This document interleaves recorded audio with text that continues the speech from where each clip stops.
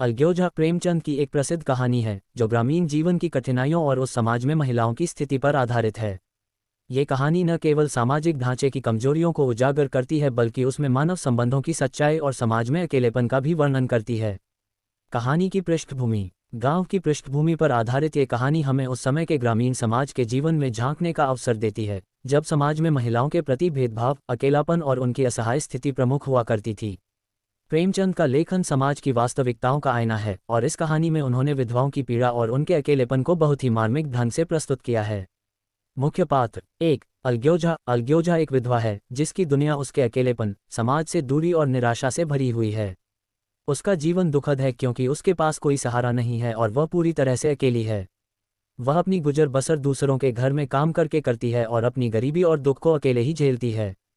2. गांव का भैंसपालक व्यक्ति। वह अलग्योजा का सहारा बनने की कोशिश करता है।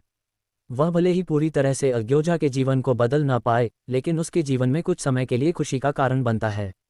हालांकि ये संबंध भी अधिक समय तक नहीं चल पाता और उसे भी अलग्योजा का साथ छोड़ना पड़ता है।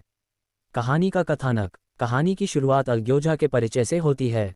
अलग्योजा एक साधारण औरत है जिसके जीवन में कोई विशेष उद्देश्य नहीं है। उसका पति उसे छोड़कर जा चुका है और उसके कोई बच्चे भी नहीं हैं। वह अपनी जिंदगी को जीने की कोशिश कर रही है, लेकिन उसका जीवन एक संघर्ष बन चुका है। गांव में उसे कोई विशेष पहचान या सम्मान नहीं मिलता। वह विधवा है और उस समय के समाज में विधवाओं को लगभग परित्यक्त ही माना जाता था। उसकी दिनचर्या में कोई उत्साह या खुशी नहीं है। वह दिन रात दूसरों के घर में काम करके अपना पेट पालती है, लेकिन उसके जीवन में कोई खास बदलाव नहीं आता। एक दिन गांव का एक भैंसपालक व्यक्ति उसके जीवन में आता है। वह एक सहारा बनता है जिससे अलग्योजा को थोड़ी राहत मिलती है। उस भैंसपालक के साथ उसका संबंध धीरे धीरे गहराता है और वह उसकी मदद करने लगता है। अलग्योजा को ऐसा लगता है कि शायद उसकी जिंदगी में कुछ खुशी और प्यार आ सकता है, लेकिन यह संबंध भी समाज के दबाव और परिस्थितियों के चलते टूट जाता है। भैंसपालक व्यक्ति भी उसे छोड़कर चला जाता है।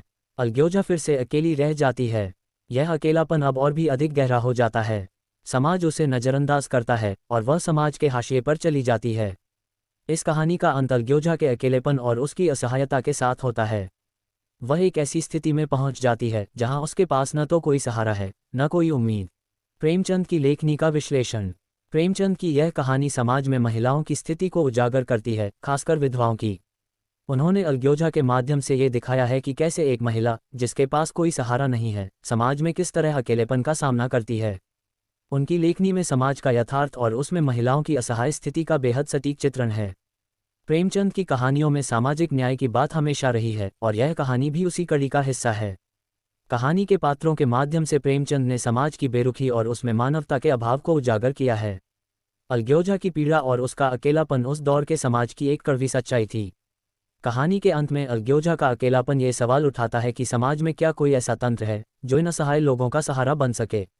क्या समाज में विधवाओं और परित्यक्त महिलाओं के लिए कोई जगह है। सामाजिक संदर्भ। ये कहानी भारतीय समाज की उन परंपराओं और रीति रिवाजों की भी आलोचना करती है जो विधवाओं को समाज से अलग कर देती हैं। प्रेमचंद ने इन परंपराओं की निंदा की है और यह संदेश दिया है कि समाज को उन महिलाओं के प्रति संवेदनशील होना चाहिए जो अकेली हैं और जिनका कोई सहारा नहीं है। अलग्योजा की कहानी न केवल उस समय के समाज की एक तस्वीर पेश करती है, बल्कि आज के समय में भी महिलाओं के अधिकारों और उनके संघर्षों को समझने का एक माध्यम बन सकती है। निष्कर्ष। प्रेमचंद की अलग्योजा एक गहन सामाजिक कहानी है जो समाज की कमजोरियों और उसमें महिलाओं की स्थिति को दर्शाती है। ये कहानी विधवाओं की पीड़ा, उनके अकेलेपन और समाज में उनके प्रति उदासीनता को सामने लाती है। प्रेमचंद की लेखनी सरल लेकिन प्रभावी है और उन्होंने इस कहानी में समाज की सच्चाई को बिना किसी आडंबर के प्रस्तुत किया है।